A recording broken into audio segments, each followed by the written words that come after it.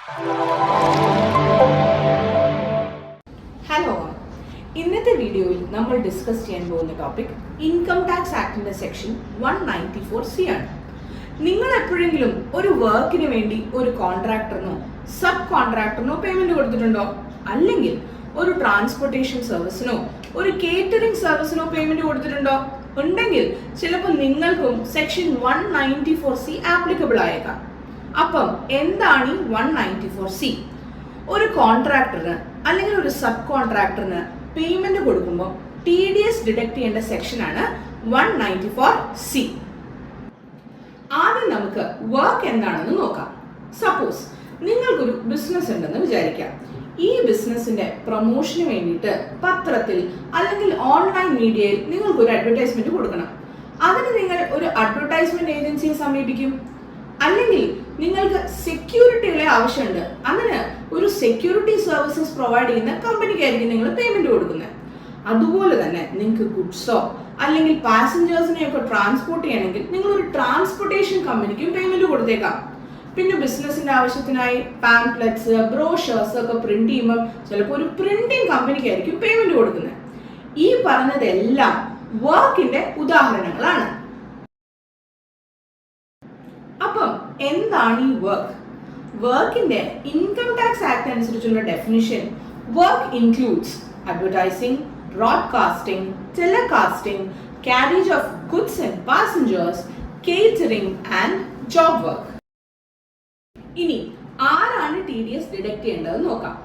Income tax ആക്ടിൽ ഇവരെ പേരെന്ന് വിളിക്കും. നിങ്ങളൊരു ഇൻഡിവിജ്വൽ അല്ലെങ്കിൽ HUF ആണ്. നിങ്ങളുടെ കഴിഞ്ഞ വർഷത്തെ ടേൺ ഓവർ 1 കോടിക്ക് മുകളിലാണ്. അല്ലെങ്കിൽ നിങ്ങളൊരു പ്രൊഫഷണൽ ആണ്.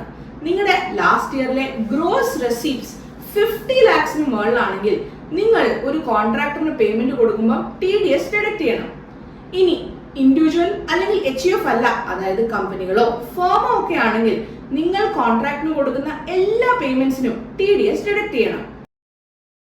ആർക്കാണോ പേയ്മെന്റ് കൊടുക്കുന്നത് അവരാണ് പേ, അതായത് കോൺട്രാക്ടർ, സബ് കോൺട്രാക്ടർ, ഇവരെയൊക്കെ നമ്മൾ പേയി എന്ന് വിളിക്കും. പേയി ഒരു ഇന്ത്യൻ റെസിഡന്റ് ആയിരിക്കണം. അടുത്തത് നമുക്ക് ഈ സെക്ഷന്റെ ആപ്ലിക്കബിലിറ്റി നോക്കാം. ഒരു സിംഗിൾ കോൺട്രാക്ട് പേയ്മെന്റ് 30,000 രൂപയ്ക്ക് മുകളിലാണെങ്കിൽ, അല്ലെങ്കിൽ ഒരു ഫൈനാൻഷ്യൽ ഇയറിലെ ടോട്ടൽ കോൺട്രാക്ട് പേയ്മെന്റ്സ് 1 ലക്ഷത്തിന് മുകളിലാണെങ്കിൽ നിങ്ങൾ TDS ഡിഡക്ട് ചെയ്യണം. ഇവിടെ ശ്രദ്ധിക്കേണ്ട ഒരു കാര്യം, നിങ്ങളുടെ പേഴ്സണൽ ആവശ്യങ്ങൾക്കാണ് നിങ്ങൾ കോൺട്രാക്ട് പേയ്മെന്റ്സ് നടത്തുന്നതെങ്കിൽ നിങ്ങൾക്ക് TDS ബാധകമല്ല.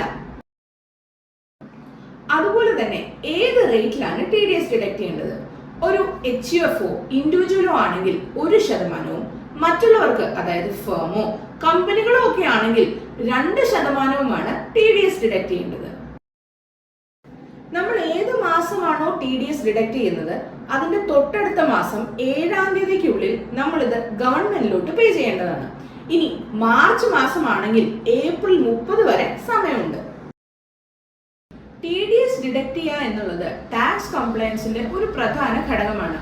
ഇത് മനസ്സിലാക്കുന്നത് കൊണ്ടും ഡെഡ് ലൈനുകൾ കറക്റ്റായിട്ട് ഫോളോ ചെയ്യുന്നതുകൊണ്ടും നിങ്ങൾക്ക് പെനാൽറ്റികൾ ഒഴിവാക്കാനും നിങ്ങളുടെ ബിസിനസ് ബുദ്ധിമുട്ടുകളില്ലാതെ മുന്നോട്ട് കൊണ്ടുപോകാനും സഹായിക്കുന്നു. 194C മനസ്സിലായെന്ന് വിശ്വസിക്കുന്നു. നിങ്ങൾക്ക് TDSുമായി ബന്ധപ്പെട്ട് എന്തെങ്കിലും സംശയമുണ്ടെങ്കിൽ ഒരു പ്രൊഫഷണലിനെ സമീപിക്കുക. Thank you.